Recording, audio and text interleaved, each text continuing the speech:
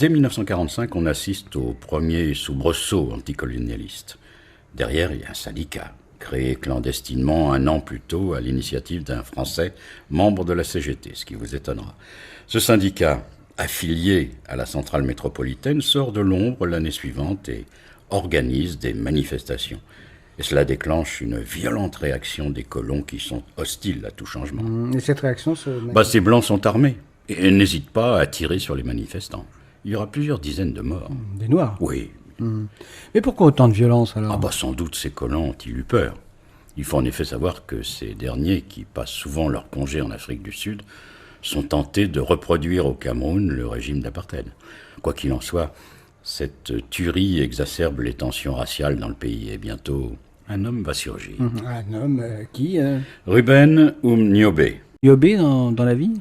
D'origine modeste, après avoir suivi les cours de l'école normale quand même, il exerce divers emplois de fonctionnaire. En même temps, il anime des chorales, des mouvements sportifs, etc.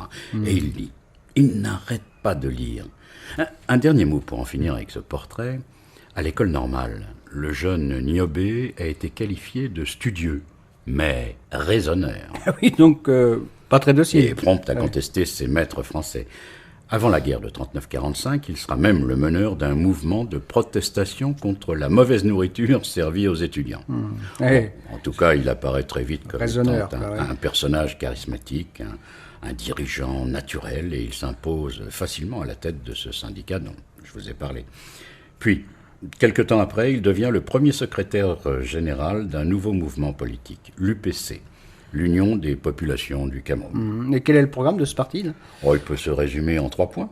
Premièrement, l'UPC demande la réunification du Cameroun. C'est-à-dire la réunion des partis françaises et britanniques. Ensuite, Niobe et les siens exigent l'annulation de la résolution de l'ONU confiant la tutelle et l'administration du Cameroun à la France. Enfin, et c'est la suite logique de ce qui précède, l'UPC se prononce pour l'indépendance immédiate. J'imagine là que cette UPC doit être assez mal vue par l'administration française. Forcément, ces nationalistes sourcilleux gênent. Et les hauts commissaires qui vont se succéder au Cameroun, en dépit souvent de leurs convictions progressistes ou socialistes, vont s'acharner à leur mettre des bâtons dans les roues.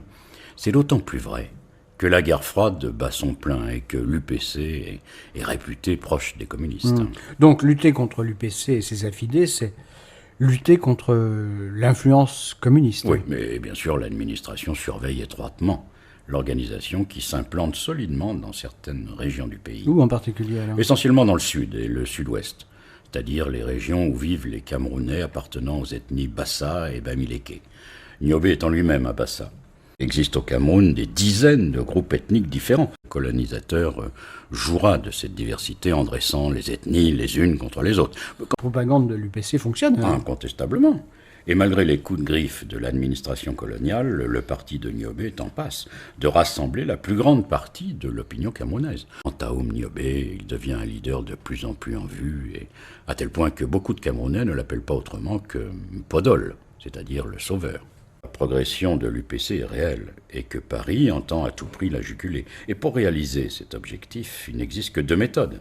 La première, certainement la plus sage, consiste à entamer le dialogue avec ces indépendantistes afin de leur permettre d'entrer dans le jeu politique camerounais et d'avoir une représentation dans les assemblées. Ouais, ça c'est la carotte. Et la deuxième méthode, c'est le bâton, c'est-à-dire l'écrasement du mouvement par la force.